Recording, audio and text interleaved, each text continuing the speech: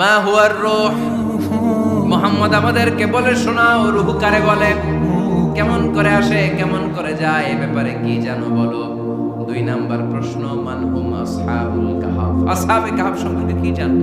3 number প্রশ্ন, মান হুয়া যুলকারনাইন, যুলকারনাইন বাদশা সম্পর্কে কি জানো। আল্লাহর হাবিব সাল্লাল্লাহু আলাইহি ওয়াসাল্লাম বললেন গাদান উজিবুকুম, আগামীকাল বলে দেব। কি বললেন? সবাই বলেন উত্তরে কি বললেন? আগামীকাল বলে দেব।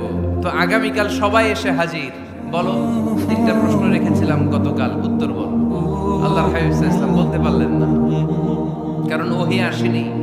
তিনি ছিলেন ওহী নির্ভর, ডিপেন্ডেন্ট অন ওয়াহি, dependent on revelation, guided by the ওয়াহি। তিনি এর পরের দিনে বললেন গাদান উজিবুকুম, আগামীকাল বলবো। এর পরের দিনে এরা এসে হাজির, উত্তর নাই। আল্লাহর হাবিব সাল্লাল্লাহু আলাইহি ওয়াসাল্লাম আবারও বললেন গাদান উজিবুকুম, আগামীকাল বলবো। এর পরের দিনে এরা এসে হাজির। এরকম 1 দিন 2 দিন 3 দিন নয়, টানা 15 দিন আল্লাহর হাবিব সাল্লাল্লাহু আলাইহি ওয়াসাল্লামের প্রশ্নগুলোর উত্তর করতে পারেন নাই। আল্লাহর হাবিব সাল্লাল্লাহু আলাইহি সাল্লামের নবুয়তি জিন্দেগিতে এত বিব্রতকর পরিস্থিতিতে তিনি কখনো পড়েন নাই। ইহুদিরা প্রতিদিন এসে হট্টগোল করে আর মক্কায় রটনা ছড়ায়, দেখো এই লোকটা যদি সত্যি নবী হতো তাহলে তো উত্তর করতে পারত, ঠিক কি না?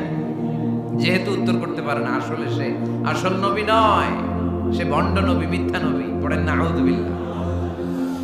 15 দিন পর আল্লাহ আয়াত নাযিল করলেন, ওয়ালা তাকুলান্না লিশাইইন ইন্নী ফাইলুন যালিকা গাদা ইল্লা আইয়াশা আল্লাহ।